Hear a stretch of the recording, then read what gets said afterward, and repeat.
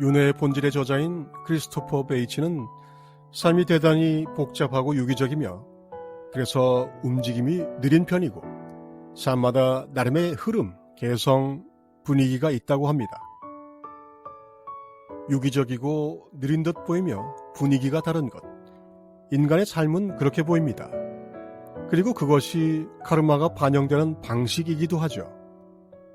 도마 위에 식재료를 올려놓고 칼질을 해서 모양을 한순간에 바꾸는 것 같이 우리 인생이 바뀌는 경우는 거의 없습니다. 그것은 마치 물결처럼 흐르고 칼질이 불가능하죠.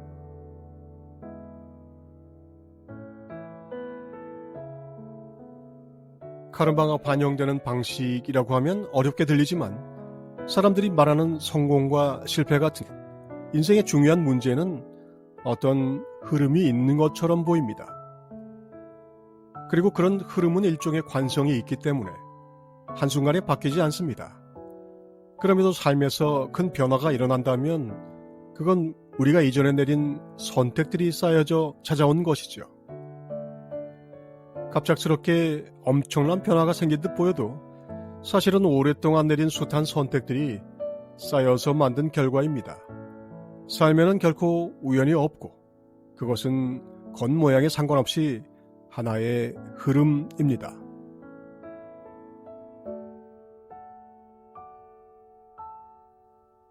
화엄불교에서 말하는 상직은 이런 절대적 운명을 치밀하게 논증합니다.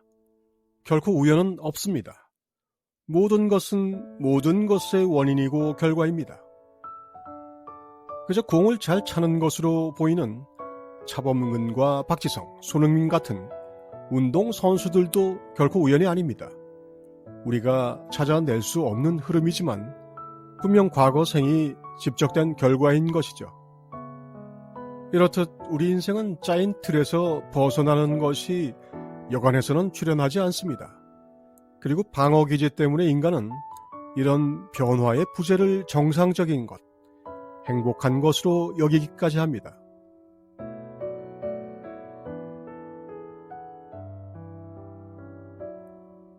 늘 새로운 것을 추구하려는 사람조차 자신이 바라는 것이 아닌 낯선 무언가가 다가오면 당황하게 됩니다. 이런 요구가 나에게 다가왔을 때 나는 어떻게 해야 할까요? 일어날 일은 일어납니다. 만약 내가 그 요구를 따른다면 나는 변화의 동력을 얻습니다. 그 결과에 대해서는 마음을 쓰지 않고 일어나는 일을 그대로 받아들이면 온전히 힘이 됩니다. 하지만 대부분은 망설입니다. 새로운 것을 얻기 위해서는 이미 가진 것을 내려놔야 하기 때문이죠.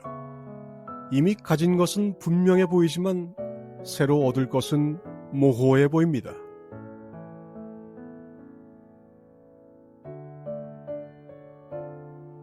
하지만 예기치 않게 다가오는 성장의 기회를 받아들일 때마다 우리의 삶은 점점 더 빨리 변하기 시작하고 그것이 영적으로 성장하는 좋은 방법입니다.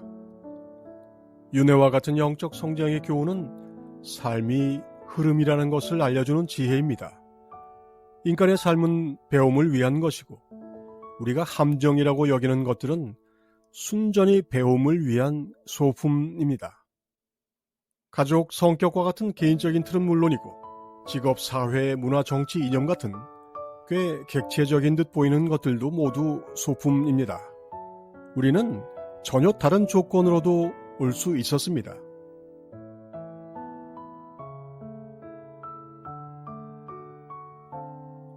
이 모든 조건들이 영적 성장을 위해 선택한 시간과 장소, 사람과 관계, 시나리오 속에 있는 소품이라고 알게 되면 당연히 세상을 살아가는 관점은 완전히 달라집니다. 깨어난 의식의 관점에서는 당연히 이렇게 보입니다. 이 몸과 마음이 나라고 여기는 에고의식 수준에서는 전혀 이해될 수 없는 것이죠. 설령 윤회를 알고 믿는다 해도 말이죠. 여기서는 모든 것이 소품이자 무대장치입니다. 심지어 죽음조차 가장 극적인 무대장치입니다.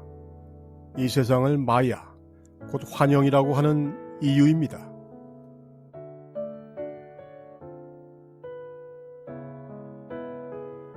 눈에 보이는 게 전부가 아니라는 것을 아는 것. 삶의 조건에서 한 발짝 떨어져서 그것들이 목적이 아니라 수단임을 알아차리는 것은 결코 간단한 일은 아닙니다. 가진 것은 확실한데 얻을 것이 모호해 보여도 우리는 이 모든 것들이 소품이 되는 선택을 할 수 있습니다. 영적 성장은 그런 무대장치를 통해 일어나도록 내가 기획했습니다. 우주는 우리의 어떤 선택도 놓치지 않습니다. 그리고 우주의 응답이 곧 자연의 법칙입니다. 만약 싫고 어렵고 힘들어 보이는 어떤 선택이 앞에 있다면 이것이 곧 응답을 받을 기회입니다.